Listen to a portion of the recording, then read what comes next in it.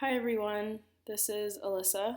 Um, Welcome to my week 3 presentation. So, what we're going to talk about today is the Omaha city budget format, the advantages and disadvantages with the format that they use, and recommendations.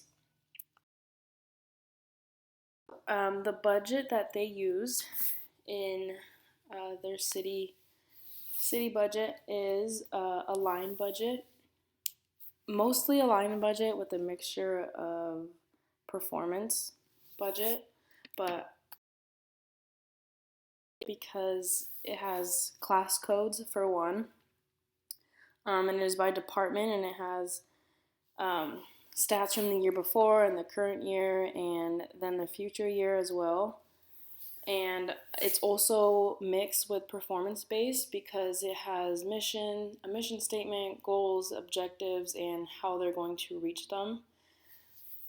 So this is a little screenshot of the tables that they use in their budget, and a quote that I found from a peer-reviewed journal. It says, "A budget format focuses upon the work that operating units do and how efficiently they do it." So that's kind of stating that this article that I found is describing the purpose of budget formats and how it's so important and effective, and that quote kind of explains a little bit. Um, the advantages and disadvantages of a line item budget is that it highlights the control feature, which means that you're able to compare years. It's very traditional, straightforward. A lot of people use this, so it's easier to read. Um, and you're able to avoid large mistakes. But a disadvantage to that is that you're also more inclined to repeat small mistakes. But in the large picture of things, it's going to be little mistakes or nothing that too big that's going to cause a big riff. And so there's pretty much small changes from year to year with this type of format. So here's another example of the table formats that they use.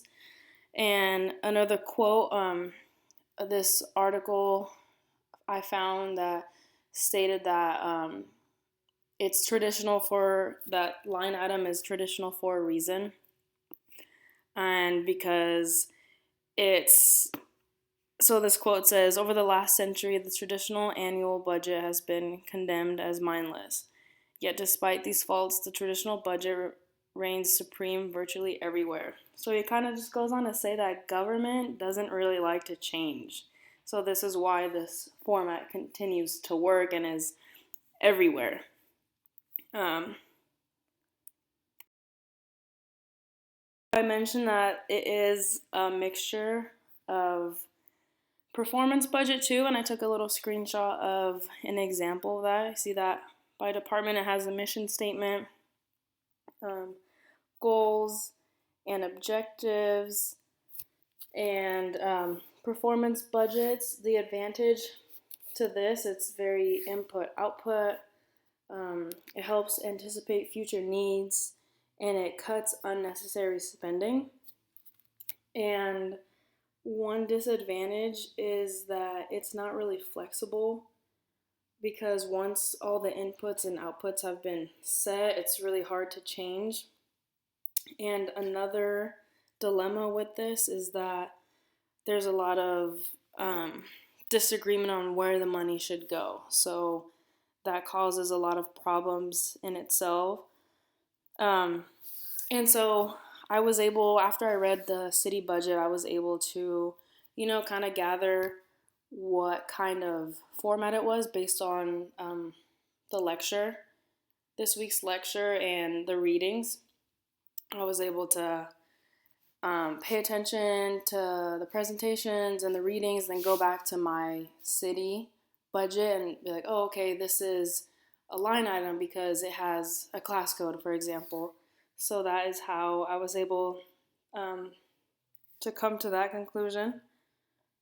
And if I had to recommend a different budget, I would probably stick with these two. I think it's pretty straightforward and it's a good mixture of of both. It's not, just a line item or just a zero balance budget.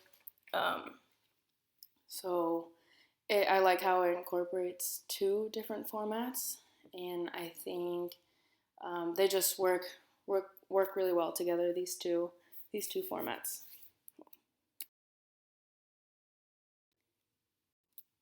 Thank you for watching my presentation.